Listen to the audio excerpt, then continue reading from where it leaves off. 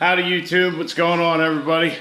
I'm Tom, welcome back to the garage. We'll be working on our special little white truck that makes 1,000 horsepower but won't move because it doesn't have a transmission in it right yet. And I haven't heard nothing about it. I should probably give John a call just to see what's going on. But anyhow, so at the opening of the video, you saw a little woods action. We had our first special guest, if you will. Nice 8-pointer. It was definitely a quality deer. Quality deer sticks out past the ears. Not that we practice that in Pennsylvania really, but anyhow, so you saw the footage. I grabbed a different camera. I have an older camera with zoom, which is like when we were at the track, what you would have seen the truck running down the track through that camera. So it's an older camera, that's why the quality's not really there, because with the GoPro, as you saw in the last video, it's kind of a pain in the ass. You know, you're taking video from Florida and you got to zoom into it with the editing. It just doesn't make for a very clear video. So anyhow, you saw he was a nice deer. He actually came down, and I don't have video of it because I had him in my sights on our crossbow here. I had the scope on him for a while. Definitely was some decision making made. I let him go. He was about 25 yards from the stand, broadside, walking slowly.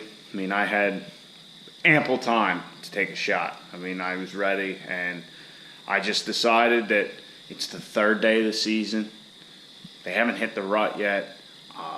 You know, I got another 2.5 months of hunting, and that deer, and I'll put up pictures now, is pretty close in size, I'd say, to the deer I shot last year, also an 8-point. I think the one that we just saw in the woods is probably a little bit wider, but not as tall. So we shot one last year like that, and we got plenty of time to hunt, so why not, you know, set our sights high.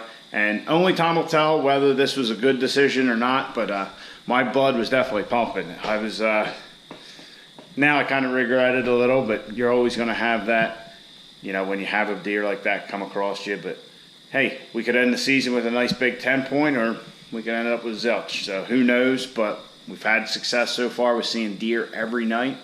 So, oh, and he walked after I had him in my sights, he walked right over that scrape and kind of pawed at it a little bit. So I don't know if that's his marking or what.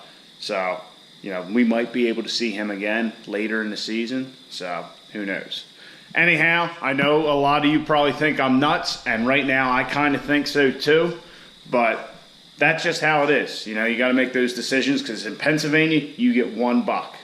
It's not like Maryland where you can get $1 for muzzleloader, $1 for archery, $1 for shotgun, and then you get, you know, that extra tag. Or Delaware where you get a quality buck tag and then just a regular buck tag. Pennsylvania, you get $1. 3 points or more on one side, it's a shooter. And that's all you get. So you got to make that decision, you know, whether you think you're going to see something better between now and the end of the season. So that's just how it is here in Pennsylvania. Unfortunately, that's why I also do some hunting in Delaware. So anyhow, tonight on the truck, I'm going to take the intake stuff off here, try and figure out what to do for that intercooler piping. Just see what's going on there. I'm also going to remove the rod deflector, or whatever we want to call it, that aluminum plate, for when we do get our transmission back. We'll bolt up our engine coolant, what the hell is it called again? Engine coolant overflow tank. We'll bolt that back up. I'm going to actually pull it back out and relume these wires, because as you see, when we had our little incident a couple weeks ago, you know, some of this got melted. So we'll rerun that and get that all situated, and we'll go from there. I don't know how far we'll get. Maybe we'll put this thermostat housing back on. I did repaint it, and we'll see how that turned out. And yeah, so we'll go from there. Maybe we'll jump into the interior, look at that wiring, where we want to put stuff, rip that center stack apart. I don't know. This starting off late, and not as soon as I get home from work, just kind of throws everything out of whack. But we're going to at least get something done. That's for damn sure.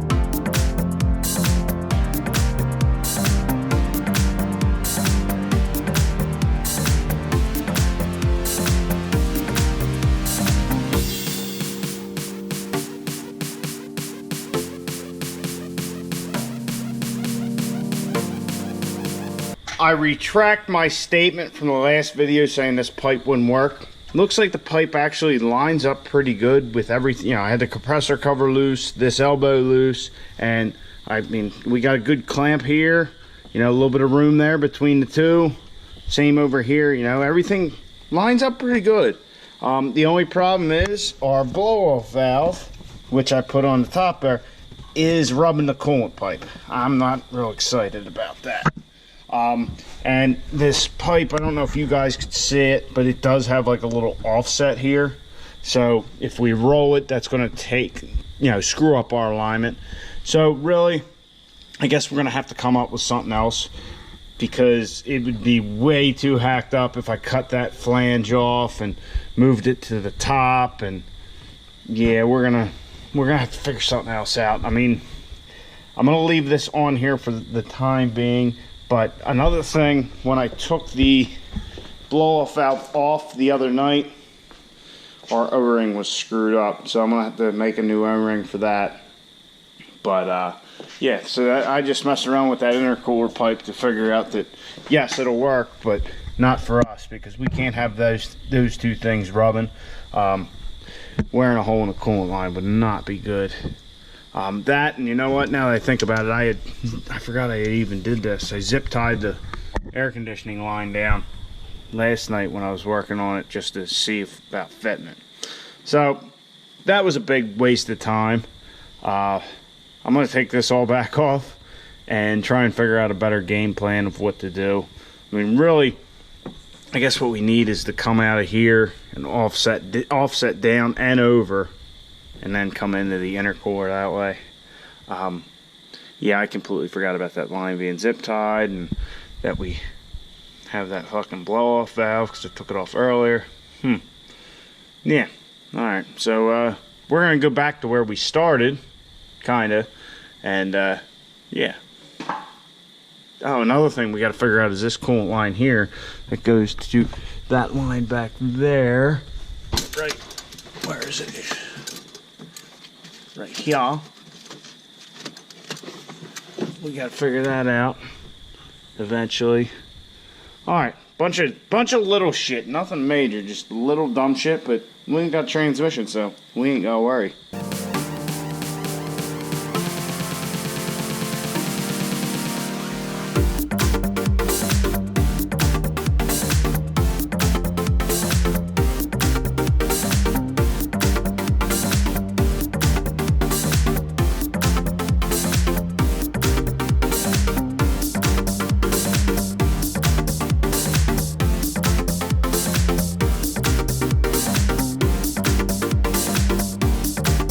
It's actually quite a bit later. We did get our coolant tank reservoir in, our line ran.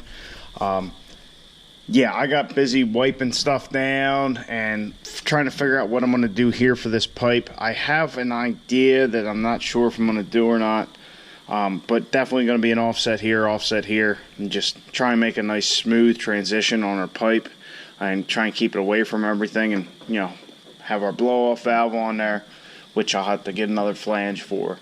And another thing, we're going to need a a lot longer oil feed line to the turbo. I did know that. It's just something that I neglected to do anything about. And once we do our exhaust mod, which I know I keep talking about, but you guys don't get to see anything, we will figure out what to do with this coolant line that goes to our heater core and all that. But she's looking good. I still have to order the shocks. That's something else. Oh, I was going to put this thermostat housing on, and once again the paint was messed up. I painted it and then I wrapped it in a rag a little later just to keep the paint safe. Well, it must not have been fully dried, so I got to repaint that again. Something so silly and stupid. That's going to be the night in the garage. You know, it's a school night, and with the hunting, we're really not getting much time to do a whole lot here, but we don't have our transmission back yet. I'm going to try and remember to call John tomorrow and just see what's going on, see where they're at. I know they're slammed with work, so it is what it is.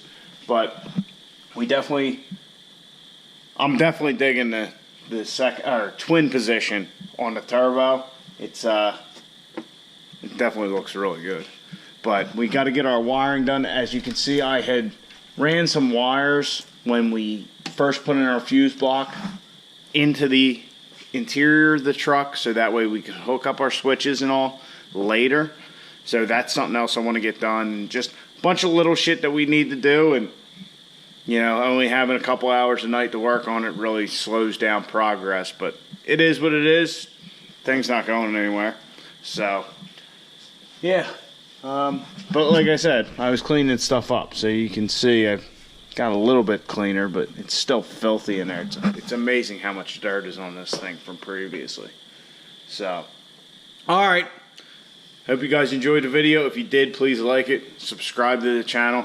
Trust me, stuff's going to get better once we get our transmission back. We're going to try and hit all the events.